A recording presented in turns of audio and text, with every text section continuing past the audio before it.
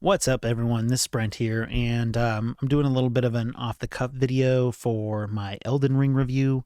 I do have some notes, but yeah, this is mostly kind of just coming off from the top of the head.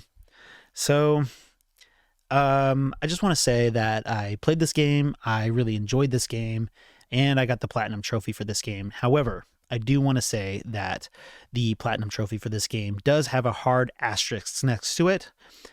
Because I did a lot of things that probably a normal Soulsborne fan wouldn't do. Like I use summons, or excuse me, I have like a weird tickle in my throat. I summon cooperators in to help me with some of the bosses. I used my ashen spirit ashes a lot, and I did a backup save to see all three endings in a single playthrough. Anyway, and I used guides to help me with some of the side quests and finding certain weapons and this, that, or the other. So yeah, hard asterisks next to the completing of this game and getting the platinum. Nevertheless, I still enjoyed my time playing it. But the footage that you're seeing here is just me like getting beat over and over again by Melania. I don't have too much footage of this game recorded, so just enjoy a montage of me dying to Melania. So just a little bit of history on how things went down when I first started playing this game. I started with the astrologer because I thought that I wanted to be a mage, and I played that for about 3 hours, and I just wasn't feeling it. I realized that I wanted to use my weapon more often than just casting spells. So I switched to the confessor because I thought that would be an easy balance between using spells, or in that particular case incantations, and a melee weapon. I played the confessor for a good 30 hours, and I got 30 hours into that build, into that character, and I realized I wasn't feeling that either. And I actually started a new character about 30 hours in. And so I switched to the samurai. And I started playing as a samurai. And this is my samurai character here fighting Melania. And I really enjoyed it. And as you can see, I went through the game as a Dex Arcane build, so I could focus on bleed and some minor incantation casting. And I know that's super cliche, but the bleed build was honestly just a lot of fun, and I enjoyed it. I will admit, though, towards the end of the game, I was having some difficulties with some of the bosses, so I switched to a faith strength build to help me get through some of those more tough encounters.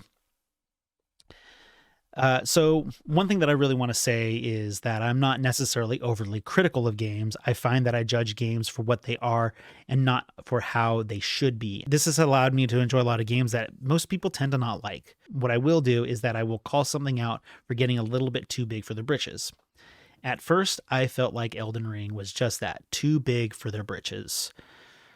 I'm going to be honest with y'all, I was completely wrong about this game. I do think it deserves the amount of praise that it's getting, but at the same time, it's just another Souls game to me. At first, I didn't think it was any more than Dark Souls with an open world, and to be fair, I do still feel that way in a lot of ways, but being locked into this way of thinking prevented me from seeing this game for what it is, and that is, it's simply a fun game to play. This game gives you many different ways to play, and it really truly is the most accessible Soulsborne game to play right now. And I can appreciate any game that allows newbies such as myself ways to make the game harder or easier to play. Don't get me wrong though, even making this game easier for me to play was challenging. But if you can grind and push yourself through those first few hours of the game, it will become a breeze. And like I said, there's some asterisks being thrown around, but there's a lot of things that I did do legitimately, and I was able to breeze through them once I kind of like allowed myself to get a little over leveled, which the game allows you to do really well.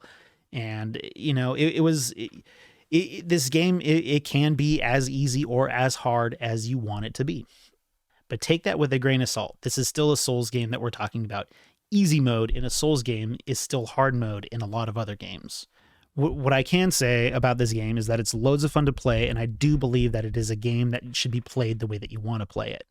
For example, if you're having troubles with the boss, summon someone in or watch a boss guide video. There's tons of them out there. Need help finding that perfect weapon, spirit ash, or talisman for your build, but you're not too sure where to look? There are countless videos being put up daily that will help you out with just that. I will say this though, on the boss front, definitely try the boss a few times before summoning someone in. There's definitely something satisfying when beating a boss with the stuff that you've acquired in your own game. This is all simply my takeaway from the game though, and I'm sure that there's a lot of hardcore Soulsborne gamers out there that will probably disagree with me. Anyways, I wanted to keep this video short. These have been my thoughts and experiences with Elden Ring. I'd love to hear what you think about the game in the comment section below. And if you enjoyed this video, please consider giving a like and subscribing. Thank you for tuning in, and I'll see you all in the next one.